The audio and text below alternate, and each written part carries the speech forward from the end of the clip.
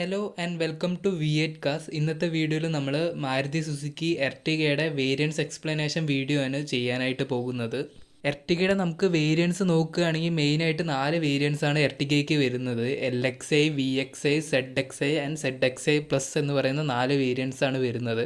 നമുക്കിതിൽ വരുന്ന എൻജിൻ എന്ന് പറയുന്നത് 1.5 ലിറ്ററിൻ്റെ നാച്ചുറലി ആസ്പിറേറ്റഡ് ആയിട്ടുള്ള 4 സിലിണ്ടറിൻ്റെ ഒരു എൻജിനാണ് വരുന്നത്. നമുക്ക് പെട്രോൾ മാത്രമാണ് നമുക്ക് എർട്ടിഗ അവൈലബിൾ ആയിട്ടുള്ളത്. പിന്നെ CNGയിലും അവൈലബിൾ ആണ്.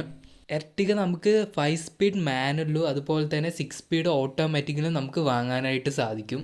ഇനി നമുക്ക് ഓരോ വേരിയൻസ് ആയിട്ട് നോക്കുകയാണെങ്കിൽ LXi ആണ് ബേസ് വേരിയൻ്റ് ആയിട്ട് വരുന്നത്. LXi ഏകദേശം 10,69,000 രൂപയാണ് ഓൺ റോഡ് കേരളത്തിൽ വരുന്ന ഒരു പ്രൈസ് എന്ന് പറയുന്നത്. ഇതൊരു ഏകദേശം പ്രൈസ് മാത്രമാണ്.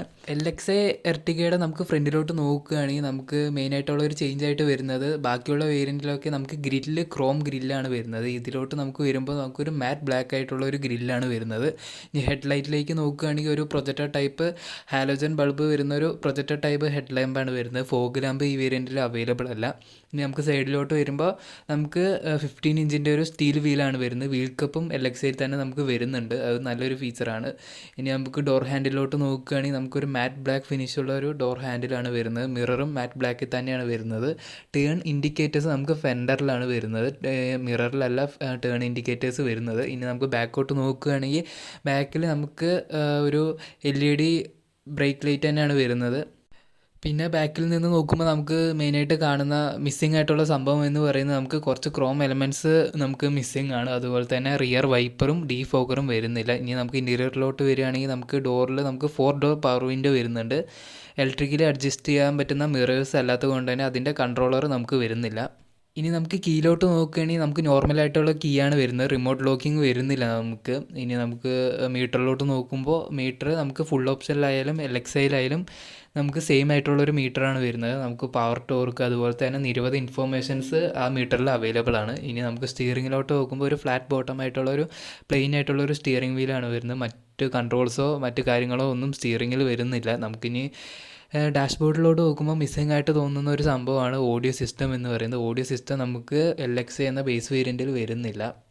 പിന്നെ വേറൊരു ചേഞ്ച് ആയിട്ട് വരുന്നത് നമുക്ക് AC-യിലാണ്. ബാക്കി ZXi ആൻഡ് ZXi പ്ലസ് എന്ന വേരിയൻറ്റിൽ നമുക്ക് ഓട്ടോമാറ്റിക് ക്ലൈമറ്റ് കൺട്രോൾ വരുന്നുണ്ട്. നമുക്ക് ബേസ് വേരിയൻറ്റിൽ നോർമലായിട്ടുള്ളൊരു AC കൺട്രോൾസാണ് വരുന്നത്. ഇനി ബാക്കിലോട്ട് നോക്കുകയാണെങ്കിൽ മിഡിൽ റോ നമുക്ക് 60-40 സ്പ്ലിറ്റിങ്ങും അതുപോലെ തന്നെ തേർഡ് റോ നമുക്ക് 50-50 സ്പ്ലിറ്റിങ്ങും അവൈലബിൾ ആണ്. ഇനി നമുക്ക് റിയറിൽ ഏറ്റവും വലിയൊരു മിസ്സിംഗ് ആയിട്ടുള്ളൊരു ഫീച്ചറായിട്ട് എനിക്ക് തോന്നിയത് റിയർ AC വെൻസ് നമുക്ക് LXi എന്ന മോഡലിൽ വരുന്നില്ല. അതൊരു വലിയൊരു മിസ്സിംഗ് ആയിട്ട് തന്നെയാണ് എനിക്ക് തോന്നിയത്. കാരണം ഇന്നത്തെ സെഗ്മെൻറ്റൊക്കെ വെച്ച് നോക്കുകയാണെങ്കിൽ നമുക്ക് 7 സീറ്ററിൽ റിയർ AC ഇല്ലാത്തത് വലിയൊരു പോരായ്മ തന്നെയാണ്. ഇത്രയൊക്കെ തന്നെയാണ് നമുക്ക് LXi എന്ന വേരിയൻറ്റിൽ വരുന്ന കാര്യങ്ങൾ എന്ന് പറയുന്നത്. ഇനി നമുക്ക് അടുത്ത വേരിയൻ്റ് ആയിട്ടുള്ള VXi നോക്കുകയാണെങ്കിൽ VXi മുതൽക്കാണ് നമുക്ക് ഓട്ടോമാറ്റിക് സ്റ്റാർട്ട് ചെയ്യുന്നത്. VXi മാനുവലിൻ്റെ പ്രൈസ് വരുന്നത് ഒരു 12.25 ലക്ഷത്തിൻ്റെ അടുത്ത് വരുന്നുണ്ട്. ഇനി നമുക്ക് VXi ഓട്ടോമാറ്റിക് ആണെങ്കിൽ നമുക്ക് ഏകദേശം 1.5 ലക്ഷത്തോളം നമുക്ക് അഡീഷണൽ കൊടുക്കേണ്ടി വരും. ഏകദേശം 13-14 ലക്ഷത്തിനോടടുത്ത് നമുക്ക് പ്രൈസ് വരുന്നത് VXi ഓട്ടോമാറ്റിക്കിന്. ഇനി നമുക്ക് CNGയുടെ പ്രൈസ് നോക്കുകയാണെങ്കിൽ ഏകദേശം നമുക്ക് 13,40,000 രൂപ നമുക്ക് CNGക്കും വരുന്നുണ്ട്. ഇനി നമുക്ക് VXi ആയിട്ടുള്ള വ്യത്യാസം നോക്കുകയാണെങ്കിൽ നമുക്ക് ഫ്രണ്ടിൽ നിന്ന് തന്നെ അത് നമുക്ക് അറിയാവുന്ന ഒരു ചേഞ്ച് വരുന്നത് നമുക്ക് ഗ്രില്ലിലാണ്. ഒരു ക്രോം ഗ്രില്ലാണ് നമുക്ക് വരുന്നത്. ഹെഡ്ലൈറ്റ് നമുക്ക് വലിയ കാര്യമായിട്ടുള്ള ചേഞ്ചസ് ഒന്നും വരുന്നില്ല.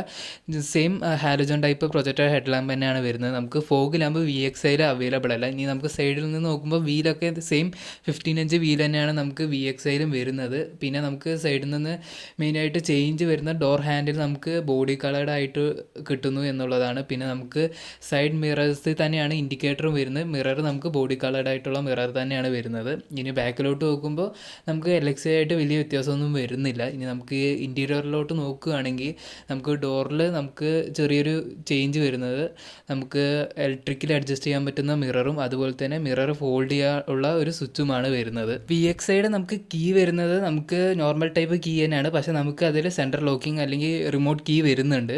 പിന്നെ നമുക്ക് ഇൻസ്ട്രുമെൻറ്റ് ക്ലസ്റ്റർ അല്ലെങ്കിൽ നമുക്ക് സ്പീഡോമീറ്ററിലോട്ട് നോക്കുകയാണെങ്കിൽ നമുക്ക് LXIയിൽ വരുന്ന സെയിം മീറ്റർ തന്നെയാണ് വരുന്നത്. എല്ലാ വേരിയൻറ്റിലും സെയിം മീറ്റർ തന്നെയാണ് വരുന്നത്. ഇനി നമുക്ക് സ്റ്റിയറിങ്ങിലോട്ട് നോക്കുകയാണെങ്കിൽ നമുക്ക് സെയിം സ്റ്റിയറിംഗ് തന്നെയാണ് വരുന്നത്. പക്ഷേ അതിൽ നമുക്ക് മ്യൂസിക് കൺട്രോൾ ചെയ്യാനുള്ള സ്വിച്ചുകൾ കൊടുത്തിട്ടുണ്ട് അഡീഷണലായിട്ട്. ഇനി നമുക്ക് ഡാഷ്ബോർഡിലോട്ട് നോക്കുകയാണെങ്കിൽ ഡാഷ്ബോർഡ് ഡിസൈനൊന്നും വ്യത്യാസം വരുന്നില്ല. പിന്നെ നമുക്ക് അഡീഷണലായിട്ട് വരുന്നതാണ് ഓഡിയോ സിസ്റ്റം വരുന്നുണ്ട്. നമുക്ക് ടച്ച് സ്ക്രീൻ എന്ന് തോന്നിപ്പിക്കുന്ന രീതിയിലൊരു സാധാ ഒരു സിസ്റ്റമാണ് വരുന്നത്. നമുക്കതിൽ ബ്ലൂടൂത്ത് കണക്ടിവിറ്റിയാണ് നമുക്ക് എടുത്തു പറയാവുന്ന ഒരു ഫീച്ചറായിട്ട് പറയാനായിട്ട് സാധിക്കത്തുള്ളൂ. പിന്നെ നമുക്ക് AC കൺട്രോൾ വരുന്ന LXIയിൽ വരുന്ന സെയിം സാധാ നോർമൽ ടൈപ്പ് ഒരു AC കൺട്രോൾസ് തന്നെയാണ് വരുന്നത്. ബാക്കിൽ നമുക്ക് വരുമ്പോൾ ചെറിയ രീതിയിലുള്ള ചേഞ്ചസ് വരുന്നുണ്ട്. നമുക്ക് സീറ്റിലൊന്നും വേറെ കാര്യമായിട്ടുള്ള ചേഞ്ചസ് ഒന്നും വരുന്നില്ലെങ്കിൽ പോലും നമുക്ക് ബാക്കിൽ നമുക്ക് റിയർ AC വെൻസ് വരുന്നുണ്ട്. അത് വലിയൊരു ചേഞ്ചസ് തന്നെയാണ് നമുക്ക് LXI വെച്ച് നോക്കുമ്പോൾ VXIയിൽ കാണാനായിട്ട് സാധിക്കുന്നത്. ഇത്രയൊക്കെ തന്നെയാണ് നമുക്ക് VXI LXI ആയിട്ടുള്ള വ്യത്യാസങ്ങൾ വരുന്നത്. ഇനി നമുക്ക് അടുത്ത് വരേണ്ടതായിട്ടുള്ള ZXI നോക്കുകയാണെങ്കിൽ നമുക്ക് ZXIൻ്റെ പ്രൈസ് മാനുവലിന് വരുന്നത് നമുക്ക് 13,50,000 രൂപയാണ്. അതേപോലെ തന്നെ ഓട്ടോമാറ്റിക്കിന് വരുന്നത് ഏകദേശം 15,15 ലക്ഷത്തിൻ്റെ അടുത്ത് നമുക്ക് ഓട്ടോമാറ്റിക്കിന് പ്രൈസ് വരുന്നത്. CNGക്ക് ഏകദേശം 15 ലക്ഷത്തിൻ്റെ അടുത്ത് നമുക്ക് പ്രൈസ് വരുന്നുണ്ട്. ഇനി നമുക്ക് എക്സ്റ്റീരിയർ ലുക്കിലോട്ട് നോക്കുകയാണെങ്കിൽ ഹെഡ്ലൈറ്റിൽ വലിയ കാര്യമായിട്ട് ചേഞ്ചസ് വരുന്നില്ല. ഇനി നമുക്ക് ഫ്രണ്ടിൽ ആകെ അഡീഷണലായിട്ട് നമുക്ക് പറയാനായിട്ട് സാധിക്കുന്നത് നമുക്ക് ഫോഗ് ലാമ്പ് വരുന്നുണ്ട് നമുക്ക് ZXI മുതൽക്ക്.